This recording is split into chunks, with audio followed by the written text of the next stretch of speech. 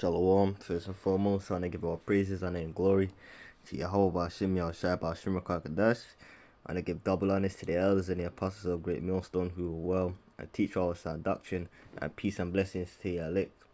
Now, as you can see, I have an article here, basically to do with the strikes going on over here.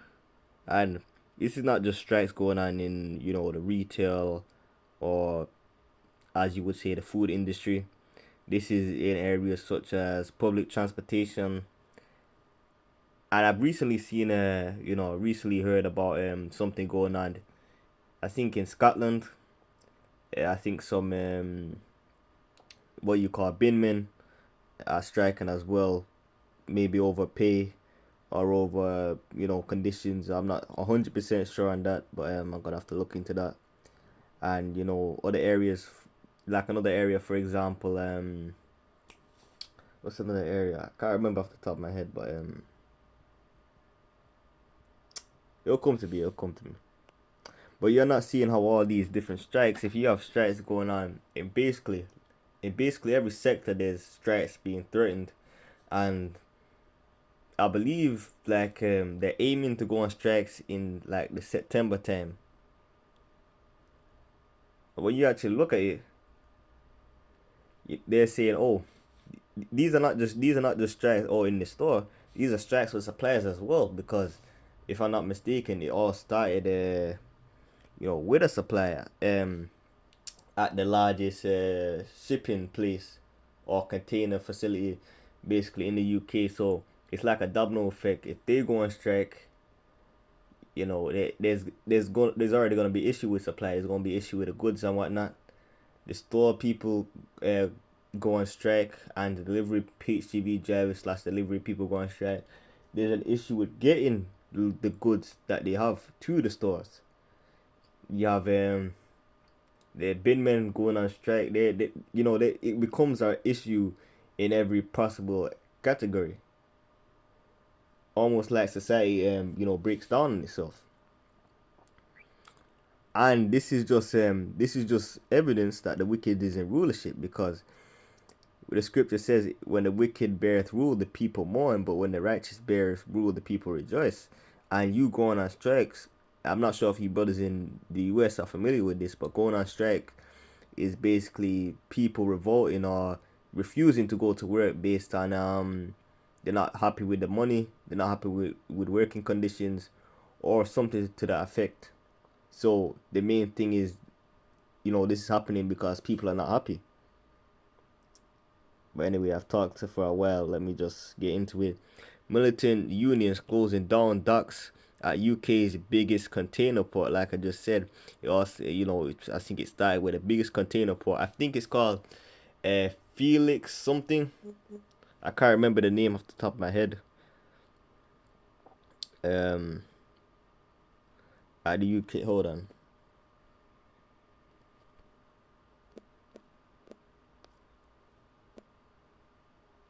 Here it is. Felixstowe strikes. Did I just come off the news article?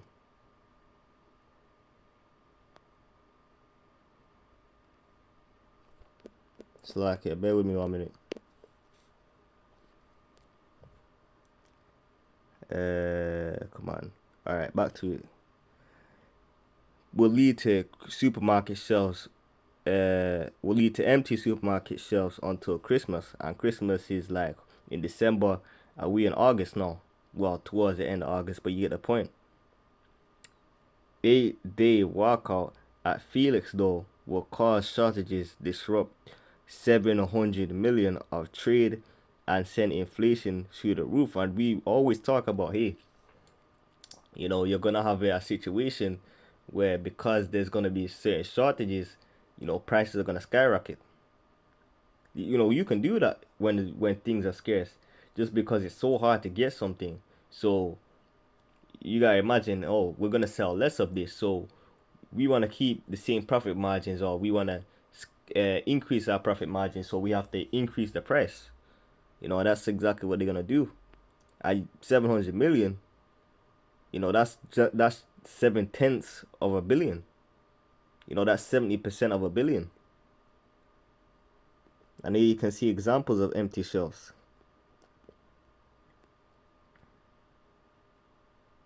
And it's looking like, it's looking like, when elders and brothers be saying over and over again, this is looking like it's gonna be the year. It could be the year, or it could be getting us ready for next year. But you're seeing things amplified to a whole nother level. Around 1,900 members of Unite Union started industrial action at the port of Felixstowe, Suffolk yesterday. Felixstowe handles nearly half of containerized freight entering the UK, more than 4 million every day. It's like every year. So if this is, you gotta take into account, okay, if this is the biggest supplier of the freight goods and things that enter through freight, they're not only food. There's many other stuff. I believe you can have energy even supply sent through freight, because they're not just gonna send it like that, because freight is not more than a big container. So if there's an issue with the freight, with the ports, with the shipments, you gotta put into account this could translate to heavy impacts in the countries that that is basically so like, what's that word, that is basically handled in,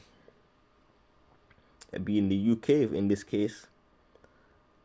But we're seeing things like this really trigger off in every country. And I seen a brother send something into a group chat, and it was basically, what, Marcus? And it was spiritual, because I just sent this. It was, I think it was just before I came across this article. So we're really seeing the prophecies all coming together, because you're seeing a conflict go on with Russia, which is prophesied, because Russia is that bear. It's gonna get those hooks put back into its mouth, and it's gonna remember its wildlife nature. You also have Marcus. We have many scriptures on Marcus, and Marcus has been talked about for a long time.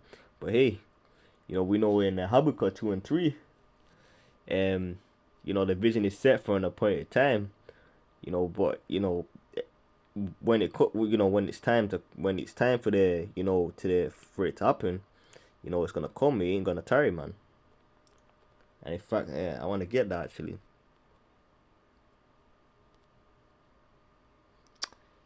So like about the stammering.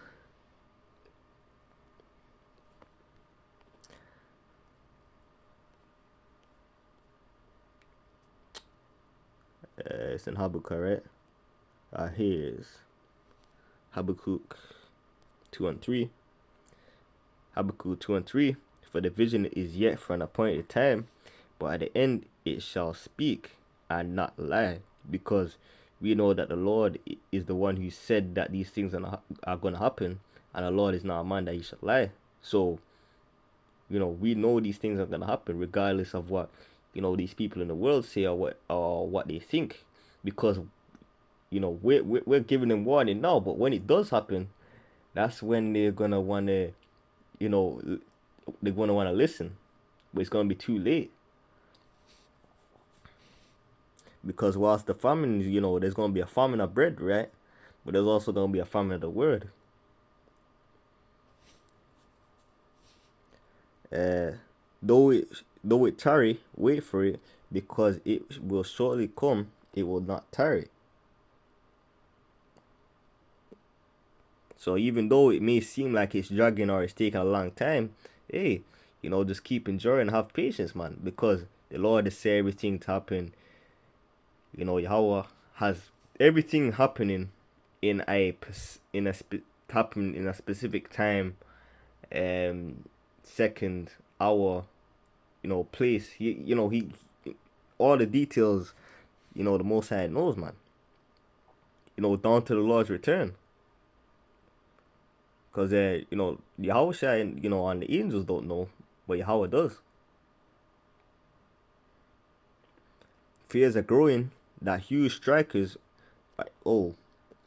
Oh, that's the spirit. That's a bad one actually. Um, uh, regard.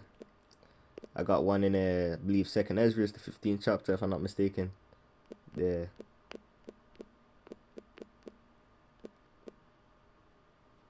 Okay, here is Second Ezra 15 and 16. For there shall be sedition among men, and invading one another. They shall not regard their kings nor princes, and they're not regarding their kings nor princes.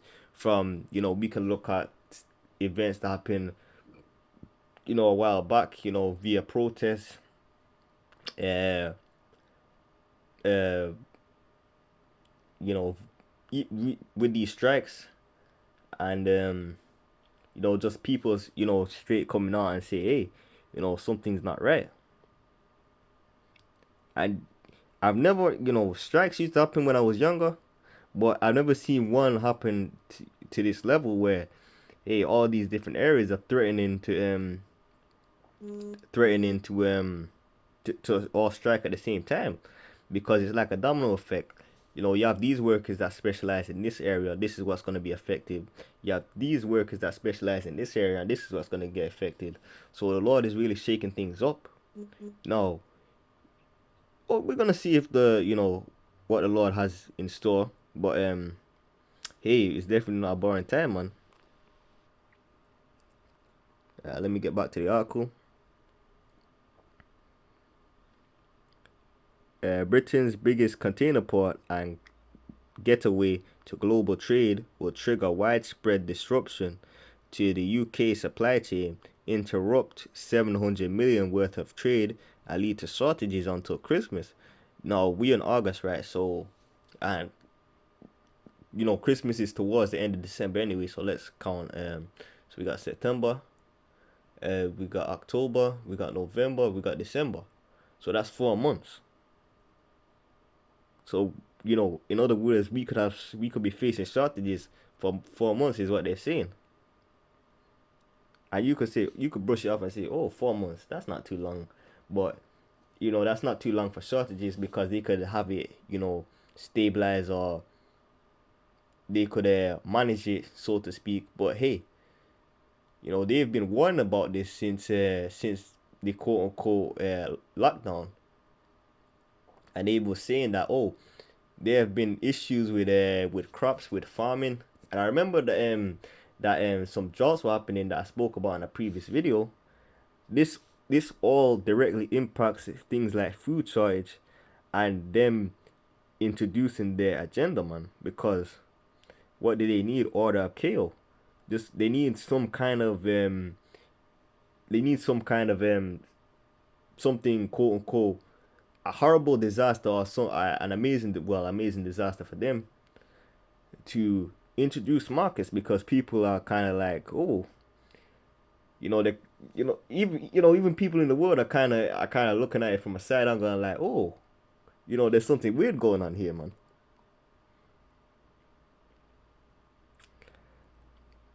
Around 1,900 members of Unite have begun 8 days of industrial action at the port of Suffolk, as hardline union bosses play chicken with the UK economy and potentially the living standards of millions of households in a pay dispute over pay. And like I said, they go on strike because they're not happy. And trade unions, is this is what I think it's talking about. Trade unions are like what's the right word? They're basically your representatives in the workplace. You pay X amount of money, maybe a month's time for them, and whenever you're having an issue, you could just get the union on the phone, and they're basically supposed to be backing you against your manager or whatever.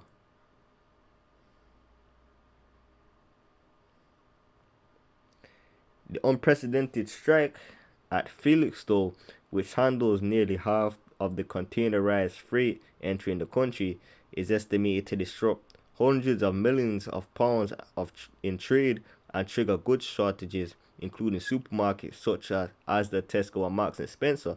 So now let's hold. So they're saying that there's been threats. This trade situation is threatening as the Tesco and Marks and Spencer, and those are what retail. Those are retail stores that have food, cosmetics. They have medicine as well. They have clothes. They have all different types of things. So you have to really put into perspective. This is not just one. This is obviously not just one category. Well, of course it can't be one category because you know a freight includes different types of stuff. It's not just food that gets shipped into a country. You have materials. You have you have energy. You have you have different types of stuff that gets shipped into a country or imported, as it would correctly be said. Now, not only do you have this situation going on, but don't take your eyes off the energy situation that they're threatening that's supposed to come about in December, along with this thing supposedly said to go on till December, depending on how the Lord has it happen. You also have what do you call it? You also have what do you call it? Trying to, it's like I remember I seen something before, but I can't remember off the top of my head. But let's just take the energy crisis and these two at face value. So they're saying that a food shortage to Christmas, which is in like end of December, right? So they were talking about dark winter with this energy crisis. So even if they quote unquote stabilize it, or they have enough, or they do something to that effect. If that energy crisis comes, if the Lord has that energy crisis happen where they're talking about dark winter, it'll just really negate anything that you could really say, because how you don't matter how much food that you have, if you can't store it correctly, it's gonna go bad anyway.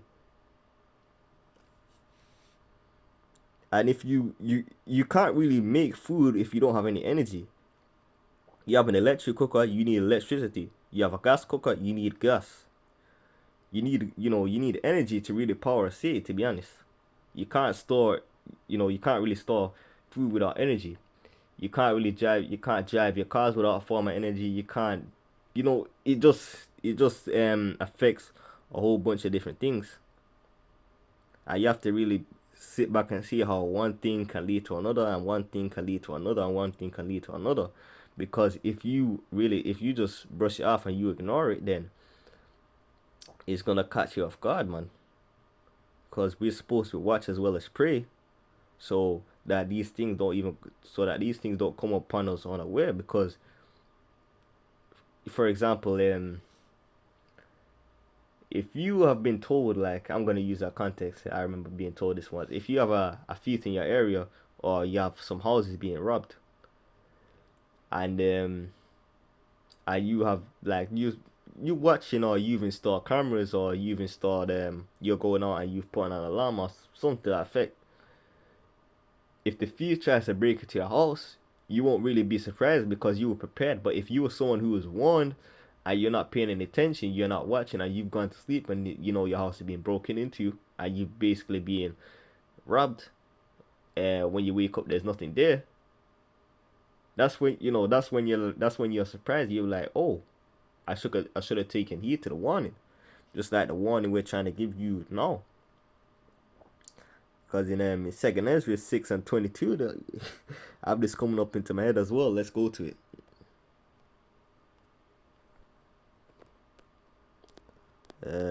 What did I say? 6:22. And suddenly shall the sown places appear unsown, the full storehouses shall be found empty. You know, for example, when you used to go to these stores and have an abundance of food, you may have been able to get a whole bunch of clothes. You may have been able to get this type of thing. You may have been able to get that type of thing. That's not the case anymore because of these shortages. Now, just because you're not yet feeling the effect of these shortages, it doesn't mean that it's not an issue. It just means that you haven't been hit with it yet. Because you mean to tell me things that happened, like with the crops, things that happen, with this energy crisis, things happening with the current situations.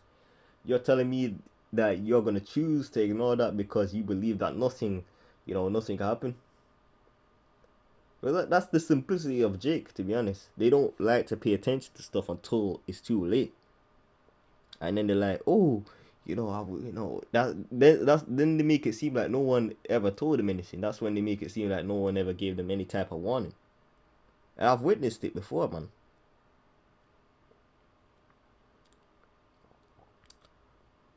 Let me just start again from the top. Experts have warned shortages could put pressure on the price of goods and and fuel already rampant inflation, perhaps even sending it through the roof by Christmas. Now, inflation, that's talking about prices increasing, because every economy will feel inflation. Inflation isn't exactly something new, but there's something called hyperinflation where prices increase at a dramatic rate. For example, you go to a store, you may have a bread. You may see a loaf of bread that costs £2. The next 2 days or the next day you go to the store, that same loaf of bread is costing £20 or £40. That's a form of hyperinflation because the price is rising at a dramatic rate. You look at I remember learning about hyperinflation in history when they were talking about in Germany, where the prices just kept they were basically printing paper.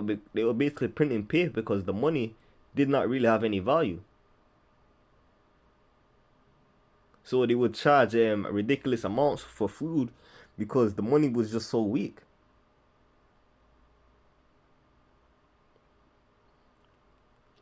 Perhaps even sending it through the roof by Christmas.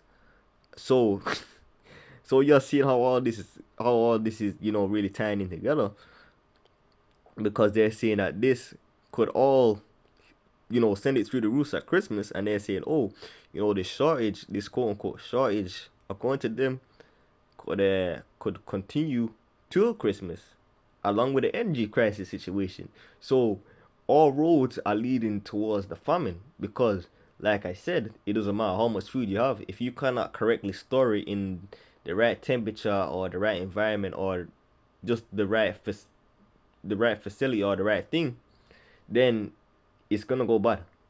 And if it goes bad, you can't sell it. And if you can't sell it, or if it goes bad, that means you have less food to sell. And if you have less food to sell, that means that you may not be able to afford keeping the store open. Just talking about it from that certain standpoint. But if you can't exactly store the food, we're gonna see how where the Lord has this dark window go. But if you can't correctly store the food, it's gonna go bad anyway. Okay, so you may have dry food like nuts, you may have cornflakes and them that don't need to be correctly stored. But hey, you have situations with crops. You have situations with the wheats, and you have droughts that are affecting the amount of these plants and whatnot that have been produced. So either way you look at it, you're gonna get less of everything. And I've been praying for this famine because it only brings us closer to Jacob's trouble, and Jacob's trouble brings us closer to the kingdom, Lord willing. I don't want Ratazar, we're willing to be a part of that number, the elect.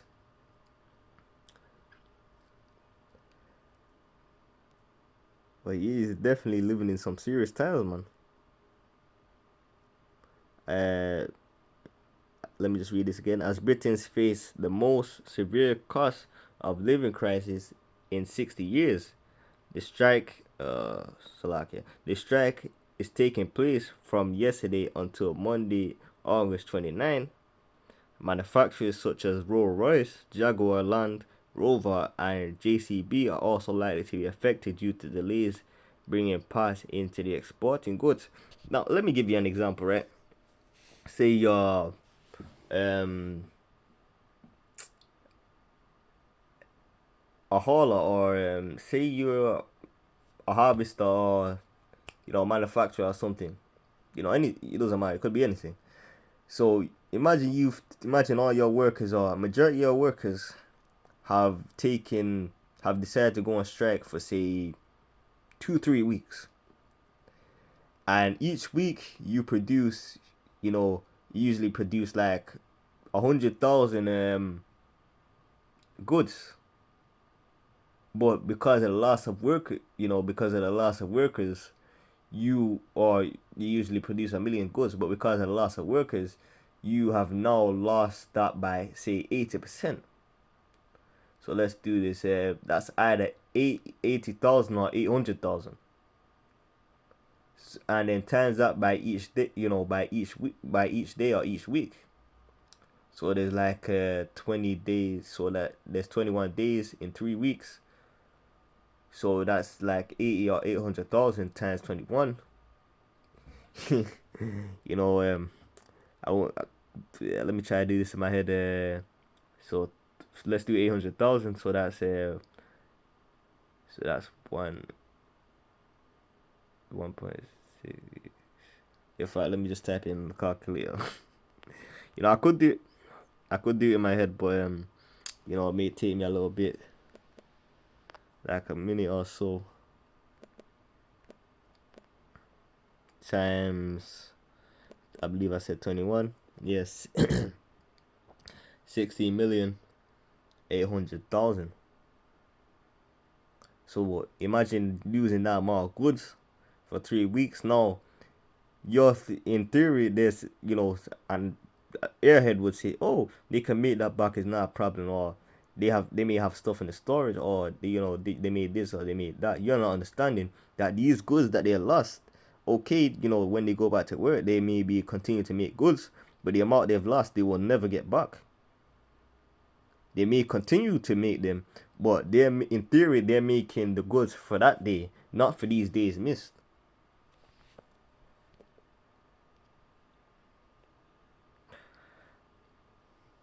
Let